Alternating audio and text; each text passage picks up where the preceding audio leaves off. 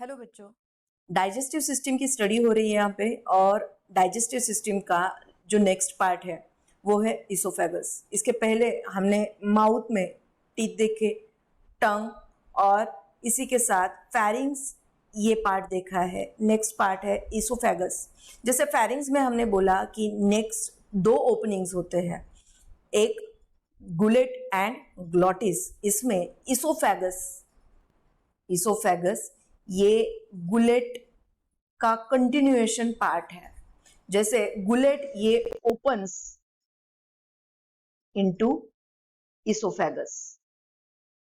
वो कैसे, last video में हमने डिटेल में इसकी बात करी है। अब इसोफेगस ये ओपन होगा, opens into stomach. Next part में ये क्या होगा, ओपन होगा और ये ओपनिंग गार्ड करेगा एक स्फिंक्टर, तो वो होगा गार्डेड बाय गैस्ट्रोइसोफेगियल स्फिंक्टर। गैस्ट्रोइसोफेगियल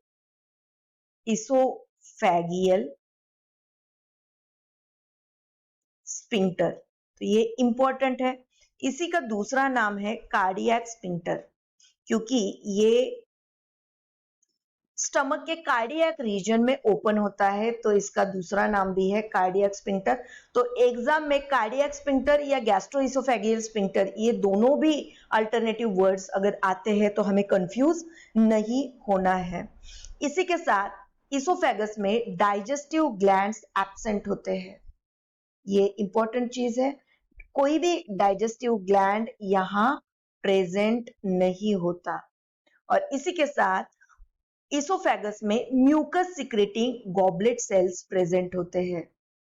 म्यूकस जो सिक्रीट करेंगे लुब्रिकेशन के लिए।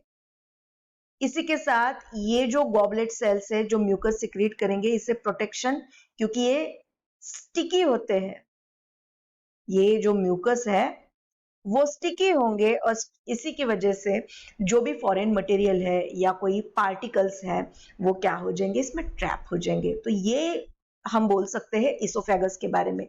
अब नेक्स्ट जो पार्ट है हमारे डाइजेस्टिव ट्रैक का, एलिमेंटरी कैनल का या गैस्ट्रोइंटेस्टिनल ट्रैक का, वो हो जाएगा स्टमक।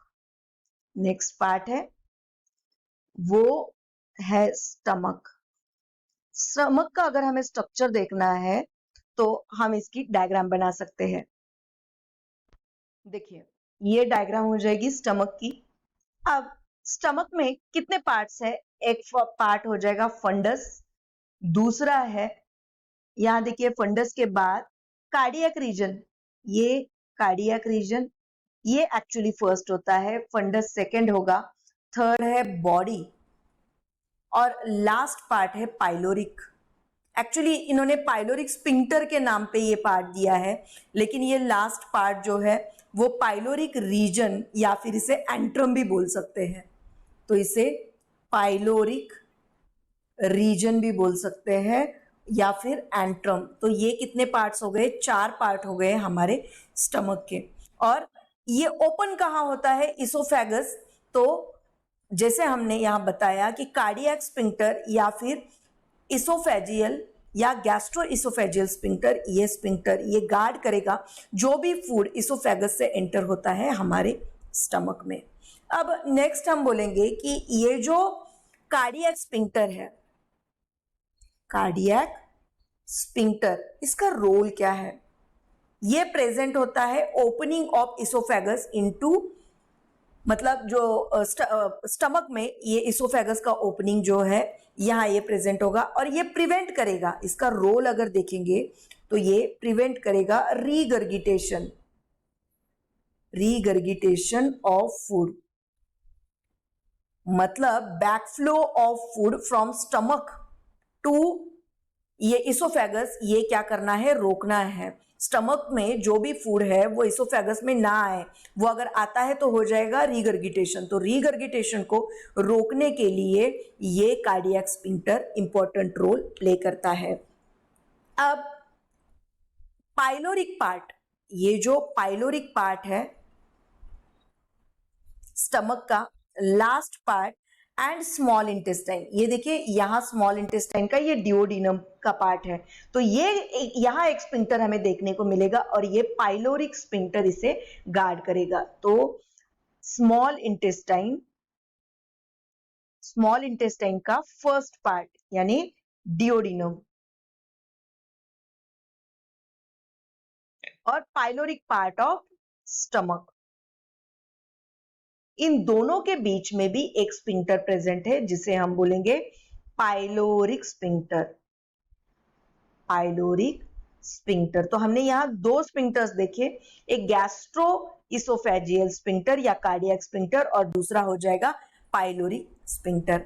अब ये जो स्टमक है यहां गैस्ट्रिक ग्लैंड्स प्रेजेंट है, गैस्ट्रिक ग्लैंड्स, और ये 3 मेजर टाइप ऑफ सेल्स इस गैस्ट्रिक ग्लैंड्स में प्रेजेंट होंगे। 3 मेजर टाइप्स ऑफ सेल्स, इसमें म्यूकस नेक सेल,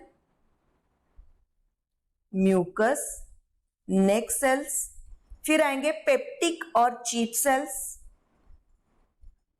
पेप्टिक और चीफ सेल्स, और इसके बाद आएंगे पैराइटल और ऑक्सिंटिक सेल्स। तो म्यूकस नेक सेल्स ये सिक्रीट करेंगे म्यूकस, पेप्टिक और चीफ सेल्स ये सिक्रीट करेंगे पेप्सिनोजेन, ये ध्यान में रखना है। और पैराइटल और ऑक्सिंटिक सेल ये HCl यानी hydrochloric acid and intrinsic factor, अब ये जो इंट्रिंसिक फैक्टर है ये रिस्पॉन्सिबल होता है essential for absorption of vitamin B12, essential for absorption of vitamin B12, इसके लिए ये इंट्रिंसिक फैक्टर जो है वो होगा रिस्पॉन्सिबल। अब म्यूकस, देखिए ये जो स्टमक का पार्ट है, अब हम जो फूड खाते हैं वो तो डाइजेस्ट होगा, फिर स्टमक भी तो मसल से बना है, ये क्यों नहीं डाइजेस्ट होगा? क्योंकि यहाँ आप अगर देखोगे तो थिक लेयर होता है स्टमक के बाजू में, यहाँ थिक लेयर होगा म्यूकस का, तो ये म्यूकस प्रोटेक्शन करेगा हमारे स्टमक का, तो ये म्यूकस लेयर होगा जो म्यूकस नेक सेल सिक्रीट करेंगे। अब बात होगी HCl की। HCl ये बनाता है एसिडिक एनवायरनमेंट इन स्टमक, ये बनाता है एसिडिक एनवायरनमेंट इन स्टमक, और ये एसिडिक एनवायरनमेंट की वजह से पेप्सिनोजेन ये इनएक्टिव एंजाइम है, इनएक्टिव एंजाइम ये एक्टिव हो जाएगा इन पेप्सिन, ये है एक्टिव पेप्सिन एंजाइम, और ये सिर्फ और सिर्फ एसिडिक एनवायरनमेंट में ही एक्टिव हो जाएगा।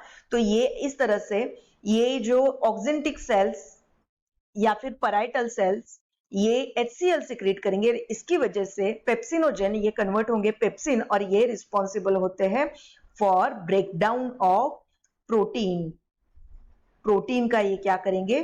ब्रेक डाउन करेंगे।